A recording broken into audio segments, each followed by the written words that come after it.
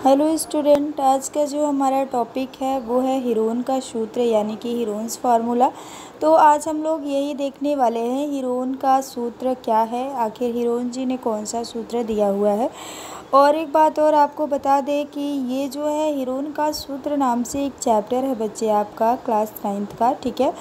तो जानना तो सभी के लिए ज़रूरी है क्योंकि फॉर्मूले तो सब कोई जान लेता है, लेकिन ये जान नहीं पाता कि क्या यही हीरोन जी ने दिया है। तो सबके लिए इम्पॉर्टेंट है, ठीक है।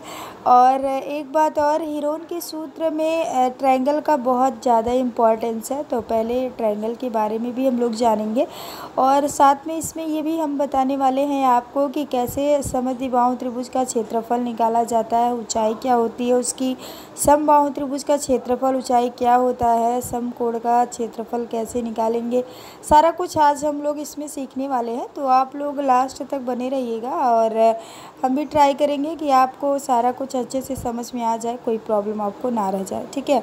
तो देखिए क्या सीखने वाले हैं। पहले नंबर पे देखिए ट्रायंगल क्या होता है। जैसा कि हमने अभी बताया कि हीरोन जी के ने जो सूत्र दिया है उसमें ट्रायंगल का बहुत ज़्यादा इम्पोर्टेंस है, बिना ट्रायंगल के तो कुछ हो ही नहीं सकता, ठीक है। तो ट्रायंगल के बारे में थोड़ा सा जान लेते हैं, हम हल्का सा आपको बताएंगे। अगर आपको डिटेल्स जानना है तो हमने इसके लिए एक वीडियो ऑलरेडी बना दिया है, त्रिभुज माध्यिका शीर्षलंब बहिष्कोण के नाम से है वो, ठीक है। तो आप लोग उसको देख लीजिएगा और बाकी हम यहाँ थोड़ा थोड़ा बताएंगे। देखिए ट्रायंगल क्या होता है, तो 3 रेखा खंडों से घिरी हुई जो बंद आकृति होती है उसे ट्रायंगल कहते हैं, ठीक है। और ट्रायंगल यानी त्रिभुज कहते हैं। तो त्रिभुज में 3 कोण होते हैं, 3 भुजाएं होती हैं और 3 शीर्षलंब होते हैं, ठीक है। त्रिभुज को 2 आधारों पर बांटा गया है, एक भुजाओं के आधार पर और दूसरा कोणों के आधार पर, यानी साइड्स एंड एंगल के बेस पर। तो साइड के आधार पर होते हैं 3 प्रकार के और एंगल के आधार पर भी होते हैं 3 प्रकार के, ठीक है। अब साइड के आधार पर 3 प्रकार कौन कौन से हैं, तो पहला होता है विषमबाहु त्रिभुज, दूसरा होता है समद्विबाहु त्रिभुज और तीसरा होता है समद्विबाहु त्रिभुज, विषमबाहु त्रिभुज और एक होता है आपका समबाहु त्रिभुज, ठीक है। हो गया, 3 हो गया, समबाहु त्रिभुज, विषमबाहु त्रिभुज और समद्विबाहु त्रिभुज। अगर हम एंगल की बात करें तो एंगल के आधार पर भी 3 प्रकार के होते हैं, न्यून कोणीय त्रिभुज, अधिक कोणीय त्रिभुज और समकोणीय त्रिभुज, ठीक है। तो ये 3 प्रकार के होते हैं एंगल के आधार पर और 3 प्रकार के होते हैं भुजाओं के आधार पर। कुल मिला के हम कह सकते हैं कि त्रिभुज 6 प्रकार के होते हैं, ठीक है। अब बात करते हैं कि कौन सा ट्रायंगल क्या है। तो देखिए पहले हम राइट एंगल ट्रायंगल के बारे में जान लेते हैं। हमने जैसा कि अभी आपसे कहा कि अगर आपको डिटेल्स जानना है तो आप ट्रायंगल वाली वीडियो ज़रूर देख लें। देखिए अब यहाँ हम लोग राइट एंगल ट्रायंगल के बारे में जान लेते हैं। समकोण त्रिभुज में क्या क्या होता है। ये देखो समकोण त्रिभुज है। समकोण त्रिभुज किसे कहेंगे, तो ऐसा त्रिभुज जिसका एक कोण कितने अंश का होना चाहिए, 90 अंश का होना चाहिए, ऐसे त्रिभुज को हम समकोण त्रिभुज कहते हैं। तो हमने ये एक समकोण त्रिभुज बना लिया। अब इस समकोण त्रिभुज में होता क्या क्या है, ये जो 90 के सामने होता है ना, इसको कहते हैं कर्ण। क्या कहते हैं, कर्ण, हाइपोटेनस, ठीक है। जो 90 के सामने वाली भुजा होती है उसको कहते हैं कर्ण, ठीक है। और जो न्यून कोण, जहाँ भी आप न्यून कोण बनाना चाहें, मान लो अगर यहाँ बनाते हैं तो इसके सामने वाला लंब हो जाएगा और अगर यहाँ बनाते हैं तो इसके सामने वाला लंब हो जाएगा। जहाँ न्यून कोण दिखाया जाएगा उसी के सामने वाला क्या हो जाएगा, लंब हो जाएगा। और बाकी जो एक भुजा बच रही है जिस पर दोनों कोण टिके होंगे वो आपका आधार हो जाएगा। तो अभी यहाँ जान लीजिए लंब के नाम से यहाँ ऊंचाई दिया हुआ है, ये आधार है और ये होता है कर्ण, ठीक है। तो समझ में आ गया। 90 के सामने वाला क्या होता है, कर्ण, हाइपोटेनस, और न्यून कोण के सामने वाला होता है लंब यानी कि परपेंडिकुलर, और जो एक भुजा बची होती है ना जिस पर दोनों कोण टिके होते हैं उसको कहते हैं आधार यानी कि बेस, ठीक। ये होता है समकोण त्रिभुज, ठीक है। अब हम बात करते हैं पाइथागोरस प्रमेय। तो पाइथागोरस प्रमेय जो लगता है वो केवल और केवल समकोण त्रिभुज पर ही लगाया जाता है। किस पर लगाया जाता है, समकोण त्रिभुज। अच्छा, पाइथागोरस प्रमेय लगाते क्यों है, क्यों हमें ज़रूरत है इसकी, तो इसलिए ज़रूरत है कि जब भी हमें त्रिभुज में, समकोण त्रिभुज में 2 भुजाएं पता रहती हैं, तीसरी भुजा नहीं पता रहती है, एक साइड जो है मिसिंग रहती है, ठीक है, यानी दो साइड्स हमें पता है लेकिन तीसरी साइड हमें पता नहीं है कि उसका मान क्या है, तो उसको निकालने के लिए हमें पाइथागोरस प्रमेय का प्रयोग करना पड़ता है। तो आपकी कन्फ्यूजन दूर हो गई होगी कि हम पाइथागोरस प्रमेय क्यों प्रयोग करते हैं। तो पाइथागोरस प्रमेय का यूज इसलिए किया जाता है क्योंकि जो समकोण ट्रायंगल होता है उसमें कोई एक भुजा जब मिसिंग रहती है ना, पता नहीं रहता है, तो उस एक भुजा को मान लो अगर ये दे दिया है 5 सेंटीमीटर, ये दे दिया 6 सेंटीमीटर, ये नहीं पता है, तो अब इसको निकालने के लिए कौन सा प्रमेय लगाएंगे? पाइथागोरस प्रमेय। पाइथागोरस प्रमेय होता क्या है ये जान लेते हैं। तो पाइथागोरस प्रमेय होता है कर्ण का स्क्वायर। क्या होता है? कर्ण का स्क्वायर बराबर लंब का स्क्वायर प्लस आधार का स्क्वायर। लंब का स्क्वायर और प्लस में क्या हो जाता है? आधार का स्क्वायर। समझ में आया? कर्ण का स्क्वायर बराबर लंब का स्क्वायर प्लस आधार का स्क्वायर। अभी हमने बताया कि लंब कर्ण आधार क्या है। देखो यहाँ 90 डिग्री है तो ये हो गया कर्ण, ठीक है, ये कर्ण हो गया। मान लो यहाँ हमने न्यून कोण बना दिया तो इसके सामने वाला ये क्या हो जाएगा? लंब, और जिस पर दोनों कोण टिके हैं ये क्या हो जाएगा? आधार। समझ में आ रही है बात? तो पाइथागोरस जी यही कहते हैं कि जो कर्ण का स्क्वायर है वो कर दो, कर्ण का स्क्वायर कर दो, फिर लंब का स्क्वायर और आधार के स्क्वायर को जोड़ लो, ठीक है, तो वही हो गया पाइथागोरस प्रमेय। ठीक है, समझ में आया? अब देखो समकोण त्रिभुज के क्षेत्रफल की बात करते हैं कि अगर समकोण त्रिभुज है तो उसका क्षेत्रफल क्या होगा। तो अगर कोई समकोण त्रिभुज है तो उसका क्षेत्रफल देखो क्या होगा। ये है ना, एक सेकेंड ऊपर ही हम बता देते हैं समकोण त्रिभुज, ये है ना समकोण त्रिभुज, ठीक है। तो ये क्या है? ये ऊंचाई है ना, अभी हमने कहा था लंब को हम ऊंचाई कह सकते हैं, ये ऊंचाई है, और ये क्या है? आधार है। तो जो समकोण त्रिभुज का क्षेत्रफल होता है ना वो होता है 1/2 आधार गुणे ऊंचाई। क्या होता है? 1/2 आधार गुणे ऊंचाई, यानी कि 1/2 हाफ हो जाएगा, हाफ हाइट एंड क्या हो जाएगा? हाइट एंड बेस, ठीक है, बेस एंड हाइट, ठीक। तो उम्मीद है आपको समझ में आ गया होगा कि समकोण त्रिभुज का क्षेत्रफल क्या होता है। तो समकोण त्रिभुज जब भी कहीं आपको ऐसे दिख जाए ट्रायंगल और पूछा जाए बताओ इसका क्षेत्रफल क्या होगा, तुरंत बता दो कि हाफ आधार गुणे ऊंचाई, यानी half into base into height, ठीक है। तो उम्मीद है आपको समझ में आ गया होगा समकोण त्रिभुज का क्षेत्रफल बराबर क्या होता है? हाफ आधार गुणे ऊंचाई, ठीक है। अब हम बात करते हैं कि अब जो बात करेंगे वो दो ट्रायंगल होगा। अब इन्हीं दोनों ट्रायंगल का हम क्या निकालेंगे? ऊंचाई निकालेंगे और क्षेत्रफल निकालेंगे, यानी कि हाइट निकालेंगे और एरिया निकालेंगे इन दोनों ट्रायंगल का। तो आइसोस्केल्स ट्रायंगल क्या होता है? तो ये होता है समद्विबाहु त्रिभुज।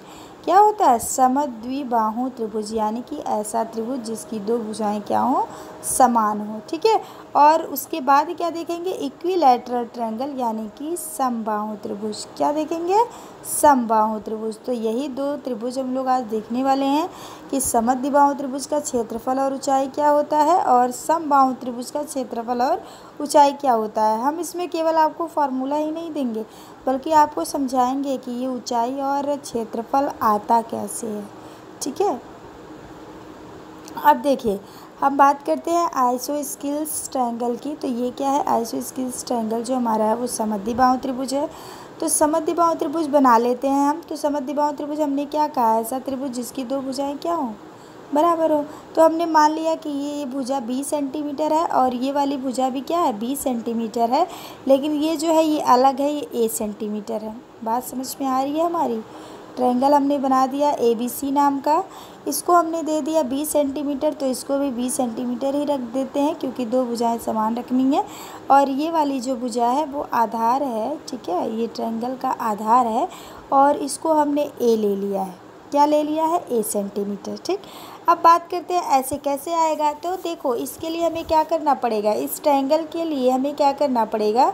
इसमें एक लंब खींचना पड़ेगा। कहाँ से लंब खींचेंगे? तो शीर्ष A है, जो ट्रायंगल का A शीर्ष है ना, A शीर्ष से हम यहाँ ऐसे ही सामने वाली भुजा पर, सम्मुख भुजा पर एक लंब खींच देंगे। मान लो यहाँ D हो गया तो हमने इस BC पर AD नाम का एक लंब खींच दिया ना। किसी को कोई प्रॉब्लम नहीं, लंब खींचना है कहीं भी खींच दो, ठीक है। लेकिन हमने क्या किया? शीर्ष A से ही खींचा। यहाँ से हमने क्या किया? इस सम्मुख वाली भुजा पर एक लंब डाल दिया AD नाम का, ठीक, कोई प्रॉब्लम नहीं। अब देखो अब ये क्या हुआ और ज़रूरत क्यों पड़ी हमें, हम क्यों डाल रहे हैं, लंबाई क्यों डाल रहे हैं, हमारी मर्ज़ी नहीं, हम नहीं डालेंगे। तो देखो इसलिए डालेंगे क्योंकि जब तक हम इसको समकोण त्रिभुज नहीं बनाएंगे ना, तब तक हमारा जो क्षेत्रफल होगा वो नहीं आ पाएगा। ठीक है, इसलिए हम क्या किए, इस त्रिभुज में एक लंब डाल दिए ताकि ये दो समकोण त्रिभुज में क्या हुआ, डिवाइड हो गया। लंब डालने का मतलब 90 का कोण बनाना, जैसे ही ये कोण 90 बना वैसे ही क्या हो गया, समकोण त्रिभुज हो गया। बात समझ में आई। तो हमारी मर्जी नहीं भी है फिर भी करना पड़ेगा। क्यों करना पड़ेगा, क्योंकि बिना समकोण त्रिभुज बनाए इनका क्षेत्रफल और ऊंचाई निकालना थोड़ा मुश्किल है। ठीक है, तो अब देखिए क्या किया हमने, खींच लिया। अब ये समझ में आया ना, ये 20 सेंटीमीटर है, 20 सेंटीमीटर है, ये सेंटीमीटर है, और एक हमने लंब खींच लिया एडी नाम का बीसी भुजा पर। अब थोड़ी कहानी लिख देते हैं ना, कहानी लिखना बहुत ज़रूरी होता है। जब तक कहानी नहीं लिखा जाता ना तो मार्क्स मिलते नहीं हैं। तो कहानी कैसे लिखे, देखो क्या माना, एक त्रिभुज है, कैसा त्रिभुज है, एक समद्विबाहु त्रिभुज है। तो माना ABC एक कैसा त्रिभुज है, समद्विबाहु त्रिभुज है, क्योंकि हम समद्विबाहु त्रिभुज का ही तो क्षेत्रफल और ऊंचाई निकालने जा रहे हैं। अब जिसका आधार क्या है, अब जिसका आधार हमने अभी क्या बताया, ये आधार है ना, आधार क्या है, A है, तथा बराबर भुजाएं, जो दो भुजाएं बराबर थी उनकी लंबाई क्या है, B है ना, B, देखो ये B है ना। ठीक, अब देखो उसके बाद तथा AD क्या है, AD किस पर लंब है, किस पर लंब है, BC। ये लंब का साइन होता है। लंब का साइन कैसे होता है, देखो यहाँ ऐसे बना दिया, लंब हो गया, कैसे, यहाँ 90 अंश बन रहा है ना, इसलिए ऐसे लंब का साइन दिखाया जाता है। और उसका पैरेलल का हमने क्या दिखाया था, समांतर का कैसे बताया था, तो समांतर का ऐसे दो खड़ी लाइनें बताई थी ना, तो ये समांतर का साइन होता है। जैसे मान लो AD समांतर है BC के, तो हम कर देते AD पहले फिर समांतर BC।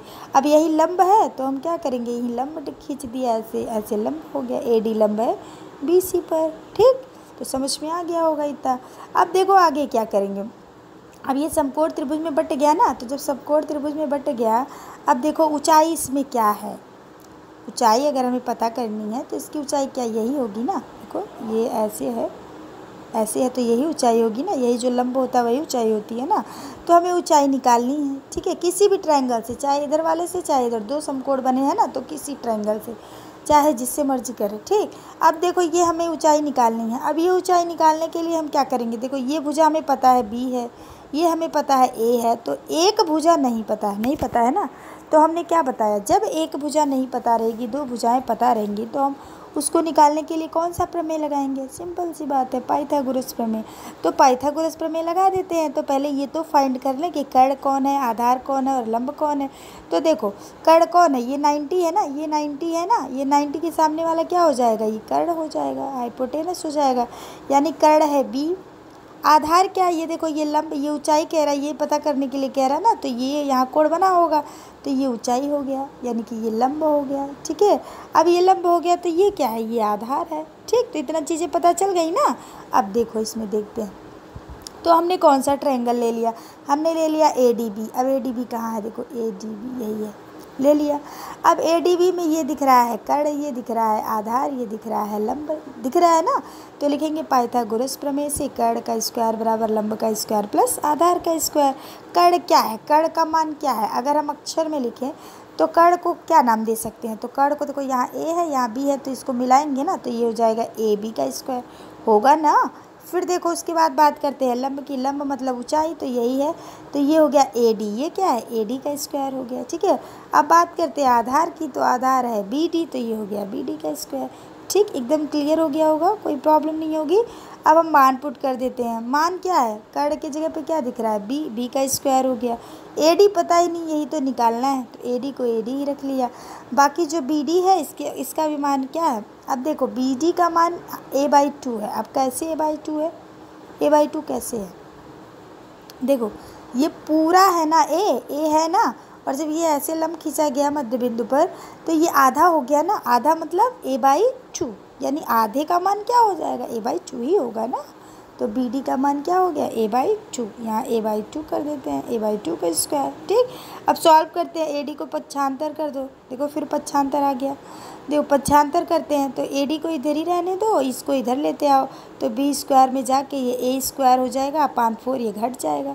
ठीक, अब बात करते हैं AD निकाल लेते हैं, तो AD का स्क्वायर बराबर जब सॉल्व करेंगे तो देखो कंफ्यूज मत होना, यहाँ 4 का B में मल्टीप्लाई होगा ना, 4B² - A², तो यहाँ हमने ये कर दिया।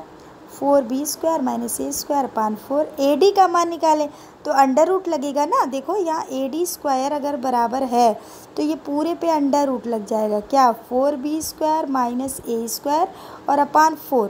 तो 4 का जो वर्गमूल होगा तो ये 2 हो जाएगा, तो ये अंडर रूट से हट जाएगा। लेकिन ये जो है माइनस में है, ये इनका अंडर रूट नहीं निकल पाएगा, तो इसको अंडर रूट में ही ऐसे रख लेंगे। ठीक है, तो ये अंडर रूट में ही पड़े हुए हैं और 4 का जो वर्गमूल था वो 2 हो गया, ये अंडर रूट से हट गया। ठीक, तो समद्विबाहु त्रिभुज की ऊंचाई क्या है? अब ये जो बीच में AD थी यही तो ऊंचाई थी ना, तो ऊंचाई क्या आ गई? ऊंचाई आ गई under root 4b² minus a² upon 2। ठीक, अब हम बात करते हैं समद्विबाहु त्रिभुज का क्षेत्रफल। तो समद्विबाहु त्रिभुज का क्षेत्रफल मतलब 1/2 आधार गुणे ऊंचाई। वही समकोण वाला लगाएंगे, जो समकोण त्रिभुज का क्षेत्रफल होता है, आधार गुणे ऊंचाई लगा दी। अब ऊंचाई क्या आया है ये हमको समद्विबाहु त्रिभुज से लिखना है। तो ऊंचाई हमारा क्या आया है? समद्विबाहु त्रिभुज में ऊंचाई क्या आया? आधार, तो आधार क्या है और ऊंचाई क्या है? अब समद्विबाहु त्रिभुज का हम लिख लेते हैं। तो समद्विबाहु त्रिभुज का जो आधार है वो देखो पूरा A है ना, पूरा A है ना, और ऊंचाई ये थी AD, तो AD हमने निकाल लिया, under root 4b² minus a² upon 2 निकाला है ना। तो यहाँ देखो हमने लिख लिया 1/2, आधार है A और ऊंचाई ये। अब देखो ये A बाहर हो गया, under root 4b² minus a² यहाँ, और 2 क्या हो गया? मल्टीप्लाई हो गया, 4 हो गया। तो क्षेत्रफल आ गया A under root 4b² minus a² upon 4, और ऊंचाई क्या आ गया? Under root 4b² minus a² upon 2। और उम्मीद है आपको ये समझ में भी आ गया होगा कि कैसे आया है। अब हम बात करते हैं समद्विबाहु त्रिभुज का। हम रिपीट नहीं करेंगे क्योंकि वीडियो काफ़ी लंबी हो जाएगी, इसलिए हम रिपीट नहीं करेंगे, इस एक बार में ही आप अच्छे से समझिए। देखिए, इक्विलैटरल ट्रायंगल यानी कि समबाहु त्रिभुज का अब निकालते हैं। समद्विबाहु का हमने ऊंचाई और क्षेत्रफल निकाल लिया, अब समबाहु का। तो समबाहु में क्या है? समबाहु का मतलब ऐसा त्रिभुज जिसकी सभी भुजाएं बराबर हो। तो सभी भुजाएं बराबर हो तो हमने सबको मान लिया a सेंटीमीटर। क्या मान लिया? a सेंटीमीटर मान लिया। अब देखो लंब तो डालना पड़ेगा क्योंकि बिना लंब डाले तो निकलने वाला नहीं। तो लंब क्यों डालेंगे? क्योंकि समकोण त्रिभुज बनाना है। तो एक हमने लंब खींच लिया, A से खींच लिया, AD लंब खींच लिया। किस पर लंब है? ये BC पर लंब है। ठीक है, तो इतना समझ में आया। अब आगे देखो कहानी लिख लेते हैं। कहानी लिखेंगे, माना ABC कैसा त्रिभुज है? समबाहु त्रिभुज है जिसकी भुजाएं क्या है? A सेंटीमीटर है, सबकी सब A सेंटीमीटर है ना, तथा AD जो है ये AD है, किस पर लंब है? BC पर लंब है, ये खींचा गया है। अब देखो, अब कोई एक ट्रायंगल ले लो जो तुम्हारी मर्जी। ठीक, यहाँ देखो हमने ये वाली ले लिया, तो ये वाला जब ट्रायंगल ले लिया तो इसका नाम क्या है? ADC नाम है ना। क्या नाम है? ADC नाम है। अब ADC में क्या है? क्या कर्ण है, क्या लंब है, ये जान लेते हैं। तो ये देखो 90 के सामने है ना, तो ये तो हो गया कर्ण। ठीक है, और ये क्या हो गया? ये तो हो गया लंब, ये लंब हो गया। नीचे वाला क्या हो गया? इतना सा, ये हो गया आधार। ठीक, तो अब लिख लेते हैं कर्ण का स्क्वायर बराबर लंब का स्क्वायर प्लस आधार का स्क्वायर। ठीक, और जब ये लिख लिए कर्ण का स्क्वायर बराबर लंब का स्क्वायर प्लस आधार का स्क्वायर पाइथागोरस प्रमेय से। पाइथागोरस प्रमेय क्यों लगाया? अभी बताया ना कि एक भुजा नहीं पता है, 2 तो पता है। ये पता है A है, ये आधा पता है a/2 है, लेकिन ये पता है ही नहीं, तो लगा देते हैं। तो कर्ण का स्क्वायर, कर्ण का, यहाँ कर्ण का मान क्या है? AC है ना, तो यहाँ AC का स्क्वायर लिख लिया। अच्छा, लंब क्या है? तो लंब AD है। आधार क्या है? तो ये DC है ना, DC, तो DC का स्क्वायर। AD का मान नहीं पता है तो पक्षांतर कर लिए, AD स्क्वायर बराबर क्या हो जाएगा? AC square minus DC square. अब देखो मान पुट कर देते हैं, तो AC का मान क्या है? AC का मान क्या है? A है ना, देख लो कर्ण का मान क्या है? ये AC है ना, इसका मान क्या है? A है, तो यहाँ A का स्क्वायर। DC का मान क्या है? देखो A आधा हो गया ना, तो a/2 है। ठीक, तो a/2 का स्क्वायर। अब सॉल्व करते हैं, a² माइनस a² अपान 4 हो जाएगा। अब इसको सॉल्व करते हैं, 4 का मल्टीप्लाई A में होगा तो 4a² माइनस a² अपान 4। ठीक है, अब देखो घट जाएगा ना, 3a² अपान 4 हो जाएगा। क्या हो जाएगा? 3a² अपान 4। तो जब 3a² अपान 4 हो जाएगा तो अब AD निकाल लेते हैं। तो जब AD निकालेंगे तो ध्यान देना पूरे पर लगेगा, यही है ना, पूरे पर अंडर रूट लगेगा। 3a² अपान 4 इसी पर लगेगा। तो देखो 3 का तो अंडर रूट निकालेंगे तो पॉइंट में आएगा, तो 3 को अंडर रूट में ही रख लेते हैं। a² जो है स्क्वायर अंडर रूट से हट जाएगा तो ये बाहर हो जाएगा अंडर रूट से, और 4 का जो वर्गमूल होता है वो 2 होता है। तो केवल करड़ी में कौन सा रह जाएगा? केवल करड़ी में 3 रह जाएगा। और अगर किसी को करड़ी की समझ बनानी है ना, कैसे कैसे क्या होता है, तो हमने एक वीडियो करड़ी की भी बना रखी है घातांक एवं करड़ी के नाम से, तो आप लोग उसको देख लीजिएगा। आपका जो भी करड़ी को लेकर जितना भी कन्फ्यूजन है वो सब दूर हो जाएगा। ठीक है, तो देखिए अब हम समझ, ऊंचाई आ गया ना, ऊंचाई आ गया √3/2 × a। ठीक है, अब हम निकाल लेते हैं क्षेत्रफल। तो क्षेत्रफल का फार्मूला वही लिखेंगे, 1/2 आधार गुणे ऊंचाई। तो 1/2 ठीक है, आधार है a है, ऊंचाई आया है √3/2a, रख लिया। अब इसको क्या मल्टीप्लाई कर लो, ऊपर मल्टीप्लाई करो √3 हो जाएगा, a का गुणा a में करेंगे a² और 2 दूना क्या हो जाएगा 4। यानी कि एरिया क्या हो गया इक्विलैटरल ट्रायंगल का हो गया √3/4 a²। और हाइट की बात करें ऊंचाई की तो √3/2 × a। देखो बच्चे, ये आपको फॉर्मूला लर्न करना पड़ेगा और हमने आपको निकालना सिखा दिया है। भविष्य में अगर आपको कभी ज़रूरत पड़ती है तो आप क्या है कि निकालना भी जानती हैं, आप निकाल सकती हैं, आपको रटने की ज़रूरत नहीं पड़ेगी। लेकिन अगर आपको याद रहेगा तो ज़्यादा बेनिफिट होगा, क्योंकि जब हम क्वेश्चन सॉल्व करेंगे ना तो उसमें डायरेक्ट पूछेगा कि समबाहु त्रिभुज का क्या निकालिए, ऊंचाई निकालिए, समबाहु त्रिभुज का क्षेत्रफल निकालिए, समद्विबाहु त्रिभुज की निकालिए ऊंचाई, समद्विबाहु त्रिभुज का क्षेत्रफल। तो आपको फॉर्मूला अगर याद रहेगा ना तो फटाक से फॉर्मूला लिखो और उसी में वैल्यू पुट कर दो, आंसर आ गया। ठीक है, तो ध्यान रखिएगा। अब देखो हीरोन का सूत्र क्या है। तो हीरोन जी ने एक सूत्र दिया ना कि अगर किसी त्रिभुज की सभी भुजाएं अलग अलग है, यानी सभी भुजाओं की लंबाई अलग है, यानी कहने का कुल मतलब विषमबाहु त्रिभुज हो। कैसा त्रिभुज हो?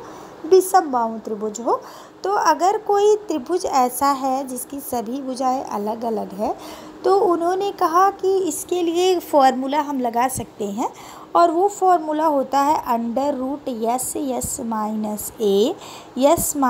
- b, ये सारा अंडर रूट में ही है ये पूरा, और फिर S - c, यानी कि एक बार हम S लिखें, फिर S में से a को घटाएं, फिर S में से b को घटाएं, और फिर S में से c को घटाएं, तो ये हो जाता है हीरोन जी ने जो सूत्र दिया था। यानी कि अगर कोई विषमबाहु त्रिभुज है जिसकी सभी भुजाओं की लंबाई अलग अलग है, तो उसको निकालने के लिए हीरोन जी ने सूत्र दिया और कहा कि अगर उसका क्षेत्रफल निकालना है तो आपको S निकालना पड़ेगा, और फिर S को अंडर रूट में रख के S में से a को घटाएंगे, S में से b को घटाएंगे और S में से c को घटाएंगे, तो जो मल्टीप्लाई होगा वही क्या होगा, उस त्रिभुज का क्षेत्रफल होगा। ठीक है, तो देखो अब यस क्या है, तो यस होता है अर्ध परिमाप, सेमी पेरीमीटर। क्या होता है? सेमी पेरीमीटर, यानी कि अर्ध परिमाप होता है। तो अर्ध परिमाप निकाला कैसे जाता है, तो उसके लिए भी इन्होंने फॉर्मूला दिया, यस बराबर होगा a + b + c/2। यानी कि अगर कोई त्रिभुज जिसकी सभी भुजाएं अलग अलग है, तो उसमें जब हम अर्ध परिमाप निकालेंगे, उसके क्षेत्रफल निकालने से पहले हमें अर्ध परिमाप निकालना पड़ेगा, और अर्ध परिमाप का जो फॉर्मूला होगा वो उन सभी भुजाओं को जोड़ देंगे और बटे में 2 कर देंगे। ठीक, यानी a + b + c/2। अब a b c क्या है? भुजाओं की लंबाई है ना, a है, b है, c है, ये अलग अलग भुजाएं थी, इनका योग और बटे 2 कर दिया तो अर्ध परिमाप आ गया। अगर कहा जाए कि पूरा परिमाप बताइए, परिमाप क्या होगा पूरा, तो क्या होगा, यही 2 को इधर पक्षांतर कर दो तो ये हो जाएगा 2s। पूरे परिमाप की बात करेगा तो 2s होगा, और आधे परिमाप की बात किया जाएगा तो क्या होगा, s होगा। ठीक है, तो अगर किसी क्वेश्चन में कहता है कि ये ट्रायंगल की भुजाएं अलग अलग हैं, इसका आप परिमाप निकालिए, अर्ध ना कहे, केवल कहे परिमाप निकालिए, तो आप परिमाप के लिए कौन सा फॉर्मूला लें, 2s = a + b + c। आता कैसे हमने बताया, इसी को पक्षांतर करिए, उसके बाद यस की वैल्यू आ गई। ठीक है, और अगर हमें कि उसका क्षेत्रफल निकालना है, तो क्षेत्रफल निकालने के लिए हमें अर्ध परिमाप की ज़रूरत पड़ती है। ठीक है। तो अब देखिए फॉर्मूला उन्होंने क्या दिया, तो उनका फॉर्मूला यही था कि जो वो ट्रायंगल है जिसकी सभी भुजाओं की लंबाई अलग अलग है, ABC है, ठीक है, कुछ भी है ABC के नाम से अलग अलग है, तो उसका जो क्षेत्रफल होगा वो क्या हो जाएगा, अंडर रूट में S, S minus A, S minus B, S minus C। तो उम्मीद है आपको समझ में आ गया होगा, कोई प्रॉब्लम नहीं होगा। फिर भी अगर आपको कोई प्रॉब्लम रह जाती है तो आप ज़रूर बताइएगा कमेंट बॉक्स में, हम आपको समझाने की कोशिश करेंगे, ठीक है।